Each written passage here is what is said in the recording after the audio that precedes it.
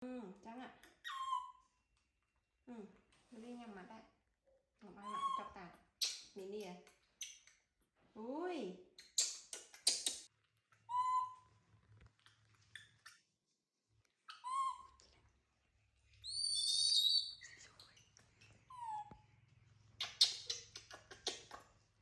Nhằm mặt. Nè, mày cho mày áo vậy. Mà tôi chúa học mình mía. Mà. Mà mặt tao muối nè. Mày cho tại ai hay con nhâm khổ này mai nè. Mà. Khát cho ạ. Này, mà này. Hả, con tôi đi. Mà này. Mà khát mà khỏi tị. Ui, mà mùi mùi trong luôn nè, mùi. Ui, ui đu. Tao đám khăn ngon. Mất lên. Lên. Ê, nôm là khăn đấy. Ý hay mà tao đám ai nè, ông nhân căn ấy không? Nè. Nóng mẹ.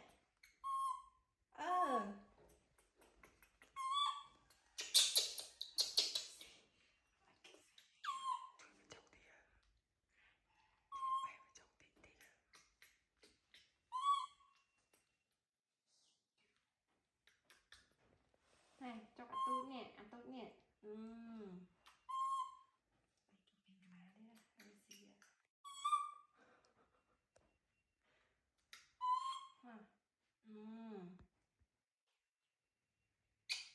Nè, vô đi mà coi này trong cả đá mà. Nè. Lấy vô đi mà khăn của ba này. Hay đồng pum mà lấy khăn này mình. Chạy kìa. Mặc.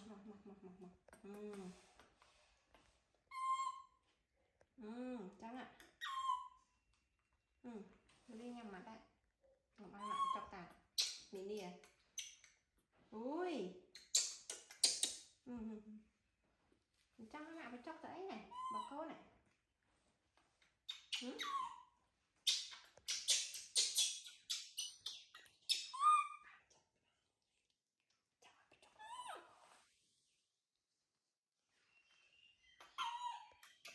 Này, đi hết.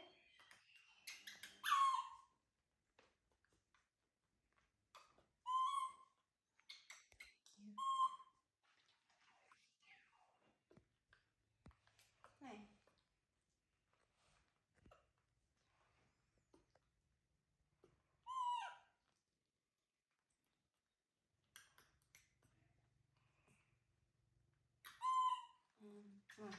Mình đi hết. Mình đi này.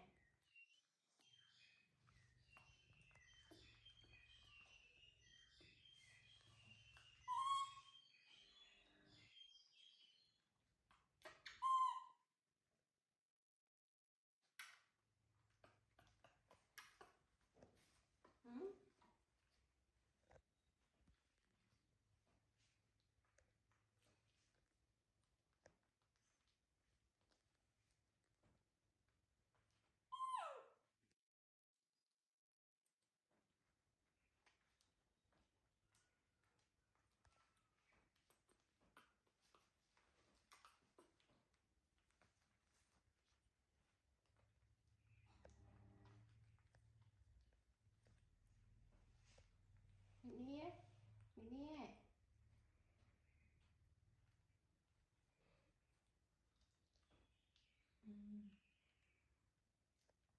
Này. Mình đi hết. Đúng này.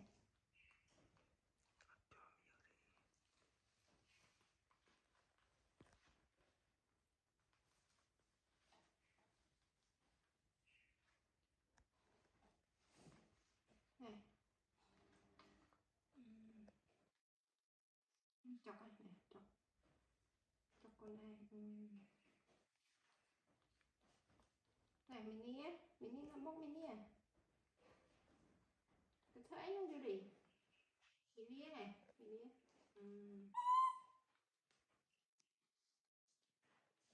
Mình đi á.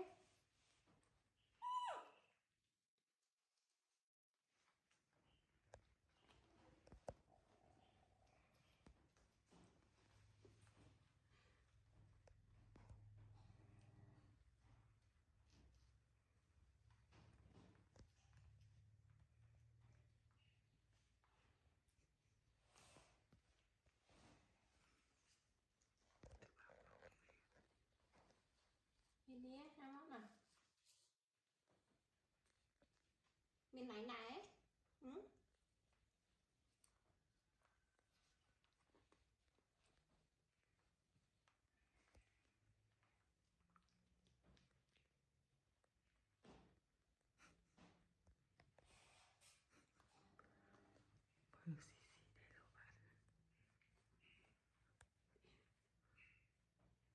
Miền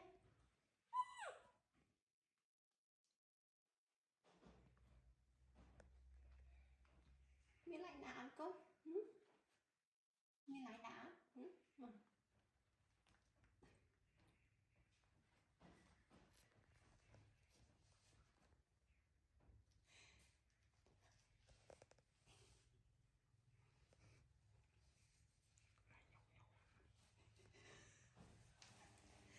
Nó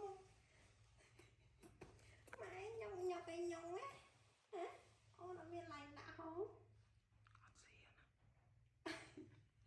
biếm nè quay nè khóc mẹ hát bia mà hả nè nhọc vô đi đâu bà khang nó kia ngồi đề vậy à đi ai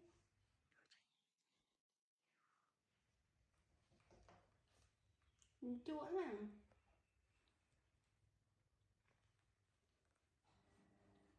Mỹ Nia Mỹ Nia ở đây bà đây cho bà ngồi đây hai Mỹ Nia nhắm tiền được con Mỹ Nia tiền đấy vô đi rồi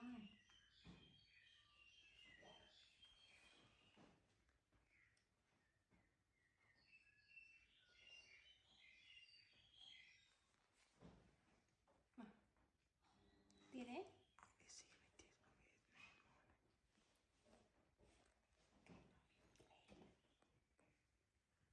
ôi trong bao tay bảo cụ đây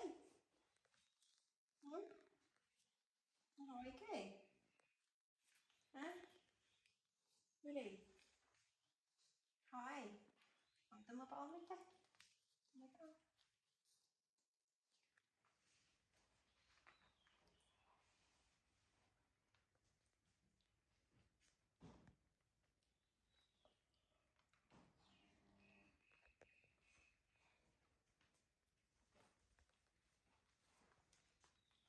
đây á mini á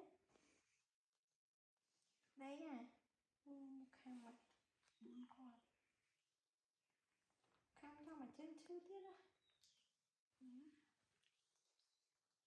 ôi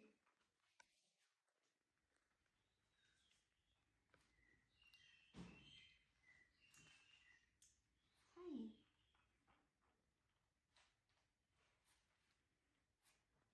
ôi cho anh con cái hạt đây như là lá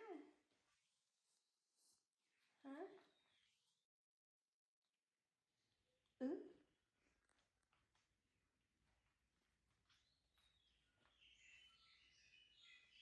cái con chuột chút cái gì bị ngọt thì máu khó mấy ừ ừ ừ phải